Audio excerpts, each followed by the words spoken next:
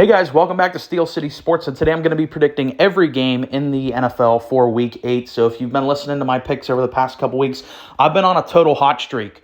Week 6, I went 13-1. Week 7, I went 12-3. Unfortunately, didn't parlay any of those picks. I feel like the second I actually start betting money on my picks, all my picks are going to go into the toilet. So we'll see if I dabble on that this week. But let's get into the slate of games. Going into this week, my record on the season is 73-41, so hoping to have another really good week here.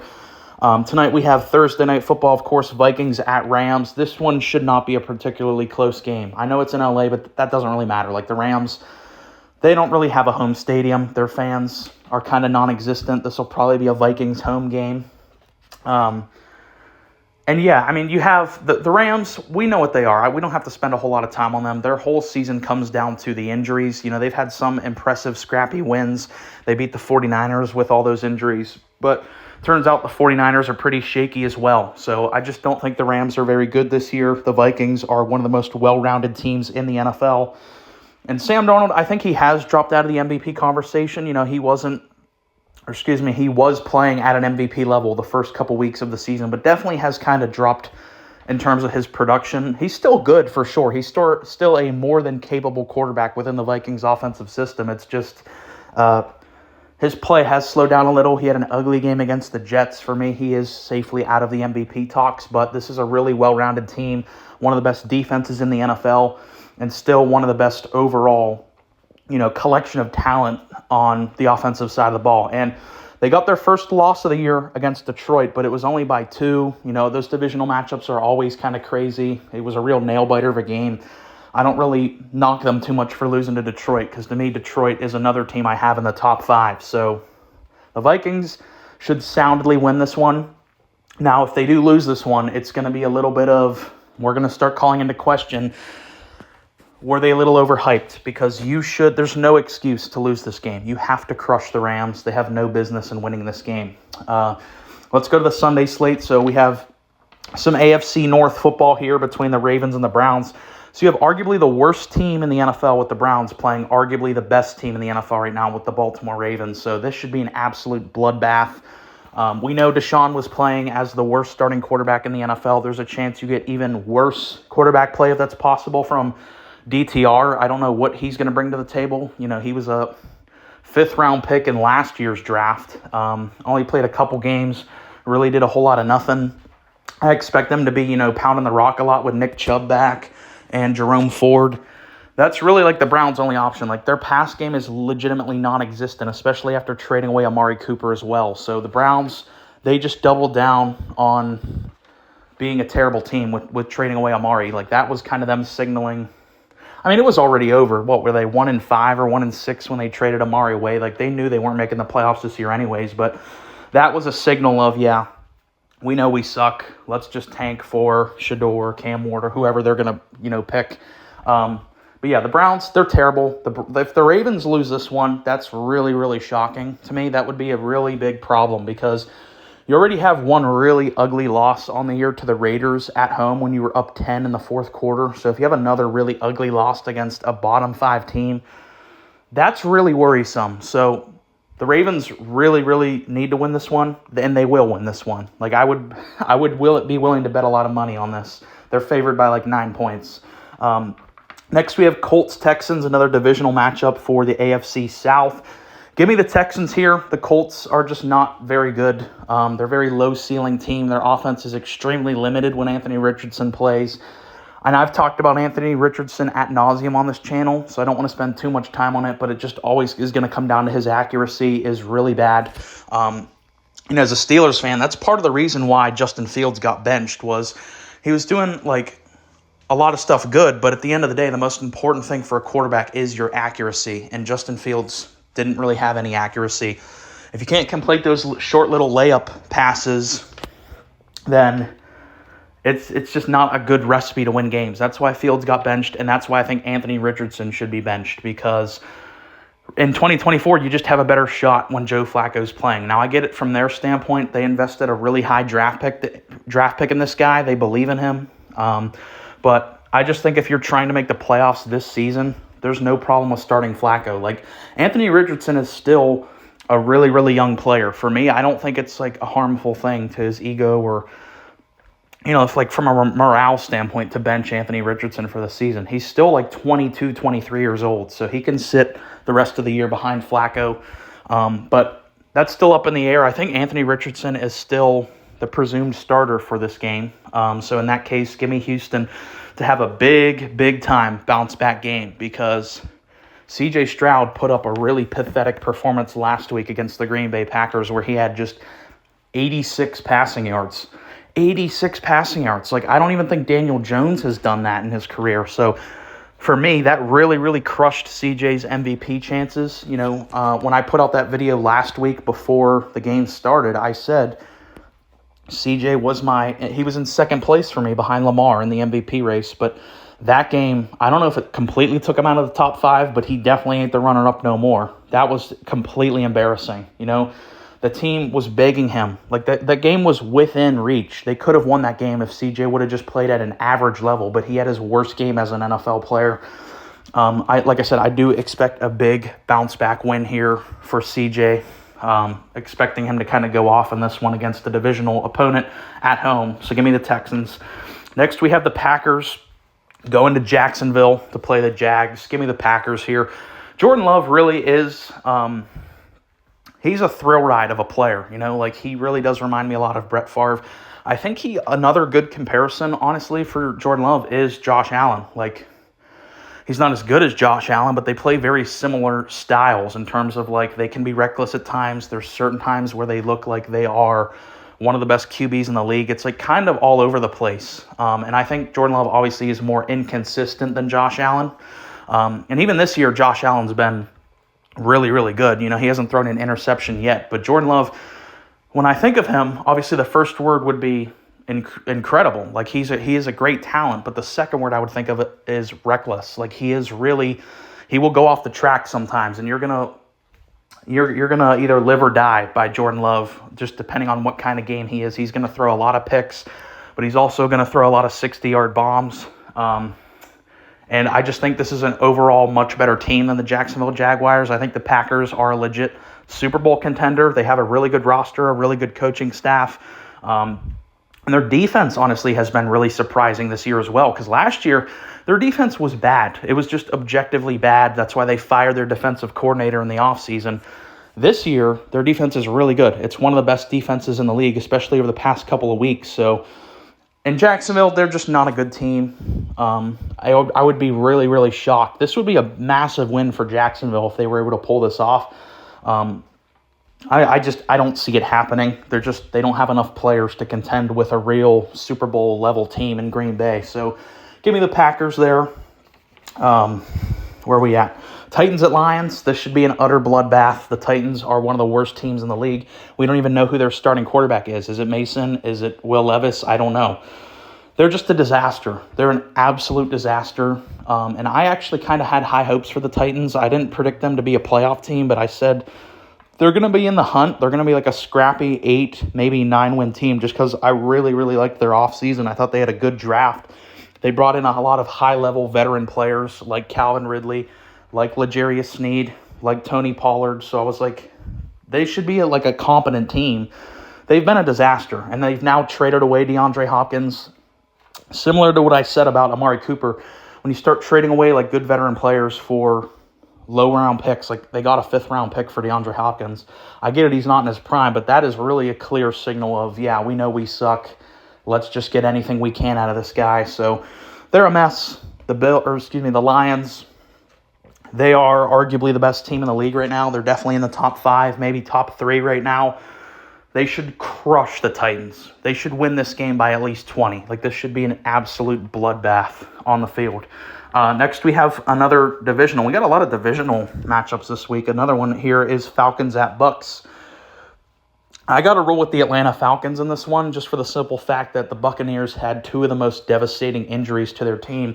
And I don't know how their offense is going to look with the losses of Mike Evans and Chris Godwin, who were, I think this season, you could argue they were the best wide receiver tandem in the NFL, and now they're both out. Godwin's probably out for the year. Mike Evans is probably out for at least till I heard week 12 would be like the earliest for him to come back. So I don't know what the offense is going to look like.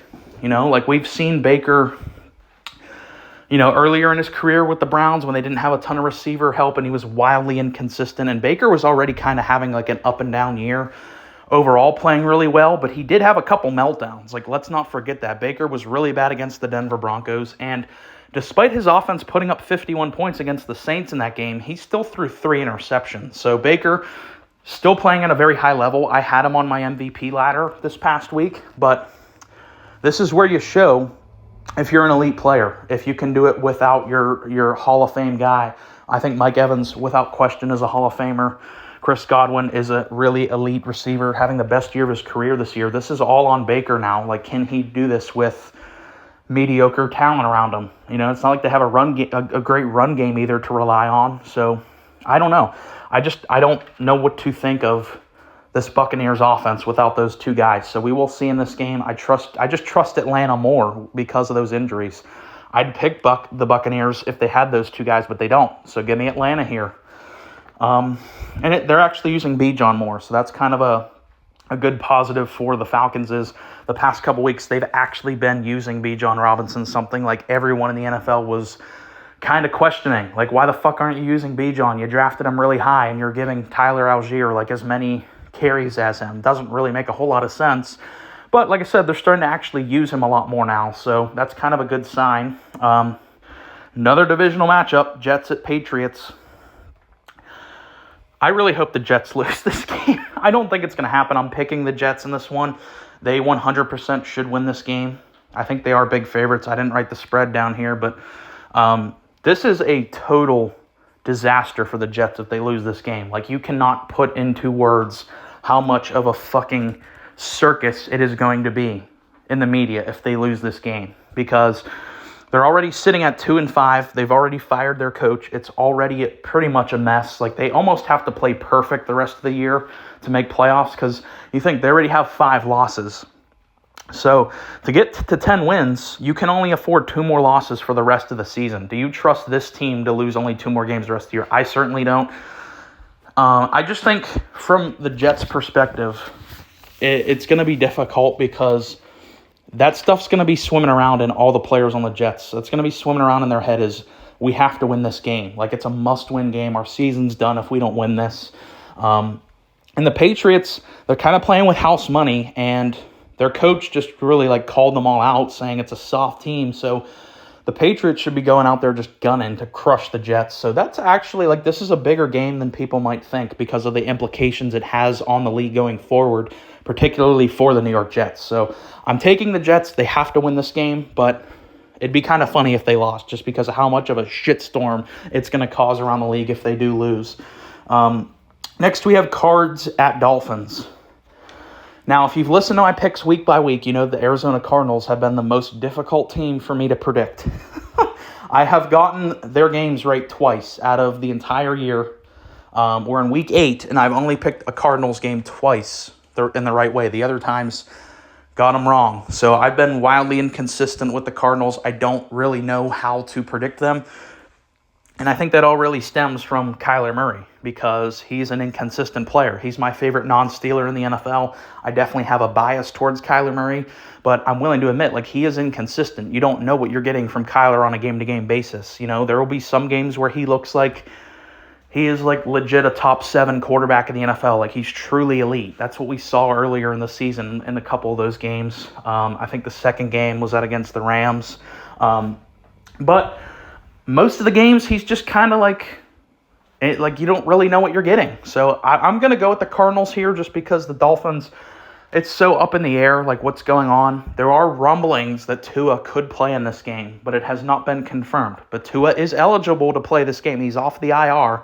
Tua can play in this game if he chooses, if the team makes that decision.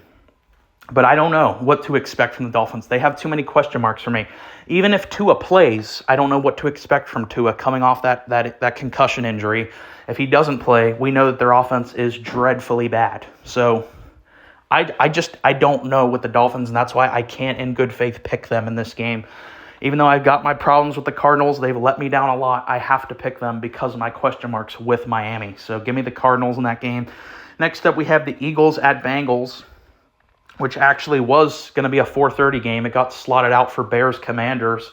I don't get why, because this is still, I think, a really good game between the Bengals and the Eagles. Like, if the Bengals win this game, they're back to 500. So I think this would actually be a really good spot to pick the Cincinnati Bengals, because we've talked about this the past couple weeks. The Bengals in the Joe Burrow era have always gotten off to slow starts.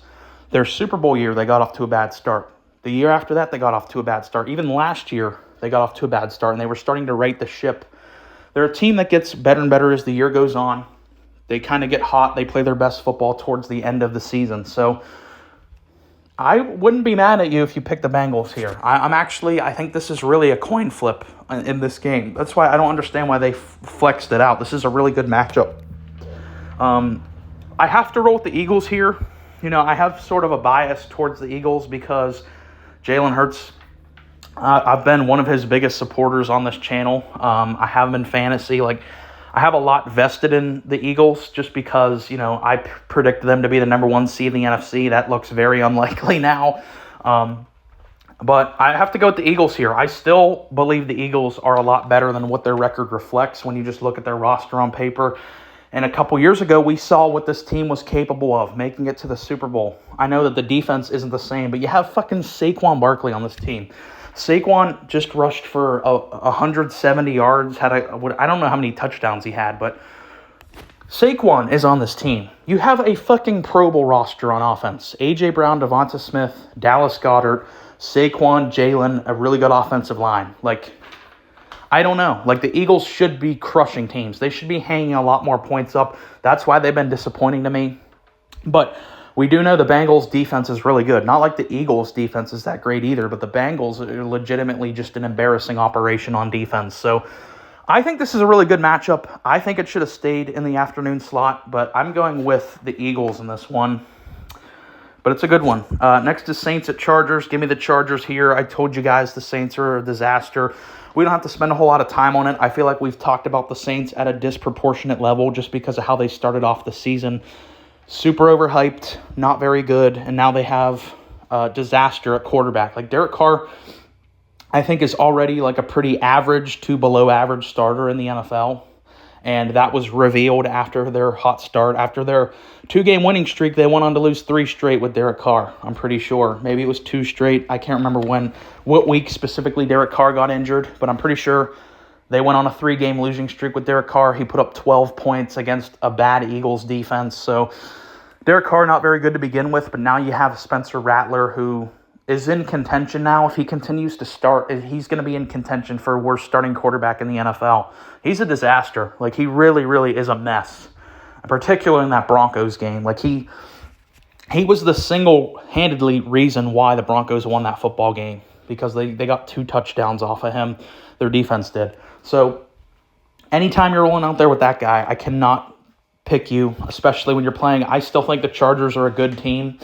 Even though they had kind of a ugly loss against the Chargers on Monday Night Football, they definitely should have, or against the Cardinals, sorry. They should have won that game. They 100% should have won that game, but I think the limitations of the Chargers were really on full display in that game, and that is their lack of production on the outside. They don't have a real reliable weapon. I like Ladd McConkey, but that can't be your number 1 guy. All these receivers being traded around, why couldn't the Chargers, dip their foot in the water for that one? Maybe they could go get Cooper Kupp, keep him in L.A. I don't know. But we talked about, that was my one reservation with the Chargers hiring Harbaugh, is I know he brings a strong winning culture. He's really had immediate success in every organization he's gone to throughout his college career as a head coach, and when he was with the 49ers, back in the early 2010s.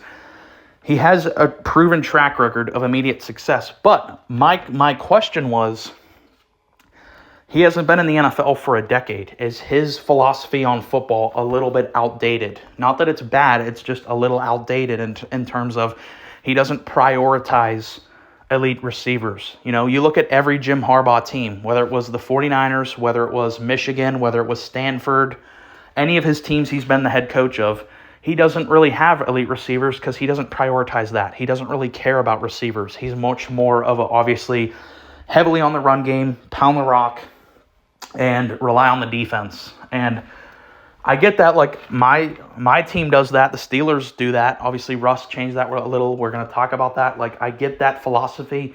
It travels well. And in the past, that was a big-time winning recipe. I don't know. We're going to have to see on the Chargers. They need to get Justin Herbert a receiver. They have to. I'm not saying they have to go out there and get him fucking Jamar Chase, but you could have drafted Malik Neighbors. Like, you could have had that guy on your team. I know Joe Alt is sweet, but imagine Justin Herbert with Malik Neighbors, how insane that combination would be. And they opted for an offensive lineman, which I get it. He's really good, but imagine Herbert and Malik Neighbors would be fucking crazy. But I'm going with the Chargers there just for all the problems I mentioned with the Saints. They're a disaster. The Chargers, even though a little disappointing, still a good team, and I just trust their quarterback and coach a million times more than I trust Desmond Ritter. Or excuse me, not Desmond Ritter. He might as well be Desmond Ritter, Spencer Rattler, and Dennis Allen. Moving on, Bills at Seahawks, kind of an underrated game. Like, this is I could see this being like a good little shootout. Like, this is I think an underrated game of the week. The Seahawks have been wildly inconsistent this year. They started off 3-0, then they lost 3 straight, then they killed the Falcons. So it's kind of hard for me to predict with Seattle because I liked them a lot early on. Then they went on that 3-game losing streak. I just don't know, and I think they've been really inconsistent with their game plan, how they've been choosing to use Geno Smith. Been wildly inconsistent. You know, some games they'll have him be like the playmaker, spread the ball around, not use him as much, rely more on the run game. Other games they'll call for him to be Superman, and it's kind of a disaster. So I just don't know if I trust Ryan Grubb right now. Obviously, this is his first year as the offensive coordinator. Give me the Bills, but this is in Seattle. Seattle definitely has one of the best home field advantages. They have an on paper really good roster. Their defense is getting healthier, particularly up front, which is something that really contributed to them losing those 3 straight games. So this is, I think, a sneaky good game, but give me the Bills here. It's hard to bet against Josh Allen, especially that he has Amari Cooper now. Here's the game that got flexed in for Eagles-Bengals. It is Bears at Commanders. Now, it'd be kind of a shame if they move this into more of a prime. It's not exactly prime time because prime time would be the night game, but afternoon, yeah, obviously we're going to have more eyeballs on the game. There's going to be more people watching than, the 1 o'clock games. It'd be a shame if they moved this up and Jayden Daniels doesn't even play, because that's the reason why they moved it, is to have the number 1 pick play the number 2 pick. A ton of storylines there. 2 former Heisman winners. A lot of people think Jayden is better than Caleb. A lot of storylines going into this game. However, it's not like 100% confirmed that Jayden Daniels is even playing in this game, because he went out last week against Carolina. So there is absolutely zero guarantee that we're even going to see him play. And, if you look at a game I have like right ahead here, we have Panthers at Broncos. Why wouldn't you just flex out that game? Why the fuck is that game an afternoon slot? I would flex that one out for this game. But if Jayden does play, it's going to be fun. Regardless if Jayden plays or not, I'm rolling with the Chicago Bears. Their offense has gotten better every single week. Caleb has looked better week by week. And I've told you guys this time after time, if you've listened to my breakdowns, the reason why the Bears and Caleb are looking better week by week is the emergence of DeAndre Swift. He was arguably the worst running back in the NFL the first 4 weeks of the season. Then he pulled his head out of his ass, started playing good. You guys have heard me say this 1,000 times. That's why the Bears have looked better the past couple weeks, is they actually have support from their run game, and their defense is playing really well. Caleb had an incredible game against the Jaguars in London. So I like the Bears in this spot. I think on paper they still do have the better overall roster, and I really hope Jayden does play so we can see the clash between the first and second pick. Give me the Bears. Next, we have Chiefs at Raiders. I'm not spending any time on this. Give me the Chiefs. Not wasting time on that. Chiefs. Next, we have the Super Bowl 50 rematch, as I alluded to, between the Panthers and the Broncos. Give me the Broncos here. Bryce Young's playing in this game, and the only reason is because Andy Dalton got in a car accident. So Bryce Young's going to be playing. Bryce Young, before he got benched, was worse than Deshaun Watson was. So I just don't see it, and I find it kind of ironic now that Deontay Johnson's starting to cry about how he once traded out of Carolina. I mean, like, hey, buddy, you had it pretty good in Pittsburgh. You had a couple years over 1,000 yards. You were getting targets. You were an integral piece of the offense. You were the one who fucking bitched and moaned and forced your way out of Pittsburgh. How do you like it in Carolina playing there? I'll just say that about Deontay. Bet he regrets that move because that was fucking stupid on his part. But Carolina, nothing going for them. Absolutely nothing. Denver, I think they're definitely a more scrappy team than what I thought they'd be. Their defense has actually been pretty impressive this year. It's better than what I thought they'd be. Bo Nix has been serviceable. Sean Payton is good enough to steal games, and they should definitely win this one against arguably the worst team in the league with the worst starting quarterback in the league. So give me the Denver Broncos here, and they're at home. Here we go, though. This is the big one. Sunday Night Football. Dallas Cowboys at San Francisco 49ers. A massive, massive game between, arguably the two biggest brands in the entire league. We saw this matchup last year in Week 5, and it was a total slaughtering. It was an absolute brutal beatdown by the 49ers. They completely fucking caved in the head of the Cowboys with a baseball bat in that game. So, if you're a longtime listener of the channel, you know my whole spiel about the Cowboys. You know what I think about them. They're fool's gold, all that. Dak plays bad in big games. I don't have someone picked here. I didn't pick anyone. Like I said, I'm going to let myself talk it out on the video because I don't know who to pick in this spot. Like the 49ers are not the 49ers of past. Like the 49ers have drastic problems with their injuries. Like Deebo Samuel had pneumonia. He's probably not playing in this one. Brandon Ayuk's out for the season. Obviously, McCaffrey isn't playing in this one. Ronnie Bell isn't an NFL player. They're going to be asking him to do a lot. I don't know about Purdy. Like, Purdy has been so wildly up and down. Like, I thought he was doing fine with the injuries. I was defending him a lot, but he was fucking, I don't even know how to put into words how bad he was against the Chiefs. 3 picks, and I get it. The Chiefs, they make a lot of teams look bad. They've made Lamar look bad in the playoffs. They made Josh Allen look bad. So it's not like the end of the world, but at the end of the day, like this is kind of the reality of the NFL, Brock Purdy. Like at the end of the day, most guys don't have Deebo, Ayuk, Kittle, McCaffrey, Trent Williams all at their disposal. So now that there is some adversity on the 49ers, it's like this kind of calls into question Brock Purdy's legitimacy. Like, does he deserve $58 million? Would he take less money? Like, if I'm the 49ers, I'd be trying to give him the Baker contract, which was $100 million over 3 years. I don't know if Brock Purdy would accept that. If I was Brock Purdy, I'd probably try to get more because there's probably a desperate team out there that would give him more than that. But how can you defend the past couple games with Brock Purdy? He threw the game-losing interception against a bad Arizona team. He completely melted down against the Kansas City Chiefs. I don't know. Like, this feels kind of like a must-win for Brock Purdy if he's trying to get that contract. I can't even say it. I'm picking the Cowboys. I can't believe it. I am picking the Dallas Cowboys to win a big game in primetime. I'm feeling like I'm going to throw up. Like, this goes against everything I believe about the NFL. But I just think the 49ers have too many problems. They have so many issues with their roster right now. So I could look like a complete fucking idiot, and I'm willing to acknowledge that. I am willing to be wrong about this one because, like we just said, last year when they played, it was an embarrassment. But the 49ers don't have the same team right now. And the Cowboys are well-motivated. Jerry Jones, the past couple weeks, has been just knocking this team relentlessly on, his radio show and like publicly criticizing Mike McCarthy. The Cowboys are going to be well motivated to win this one. I feel like legitimately sick in my stomach picking the Cowboys in a big game. But I am. It's probably the only time it'll ever happen on this channel. Like, if you're not a long-time listener, I don't think you understand how fucking crazy it is for me to pick the Cowboys in a big game. Goes against everything I believe. But yeah, give me the Cowboys. Monday Night Football. Giants coming here to Pittsburgh to play the Steelers. Give me the Steelers by 50. Like, you guys, if you listen to my breakdown, gave them a lot of credit. Russell Wilson was incredible. He got off to a slow start in that game for sure. The first drive looked promising. We got a field goal. And then after that, for the rest of the first half was kind of rough. But that second half came around. Russell Wilson was playing, like, really, really good football. People forget. Russell, like, had a decent season last year. He threw 26 touchdowns to 8 interceptions.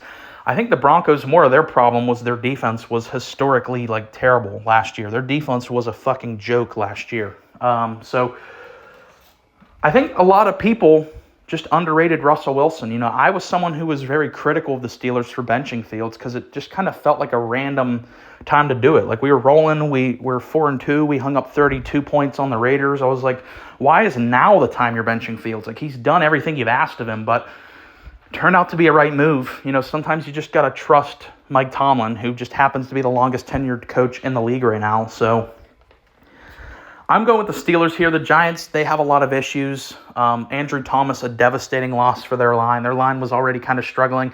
Losing him, though, he's one of the best tackles in the league. Him gone really kills any momentum their offense had. So, yeah, I think the Steelers are going to eviscerate the Giants. At least they should. Hopefully Russ has another great game. But that's it for my Week 8 picks.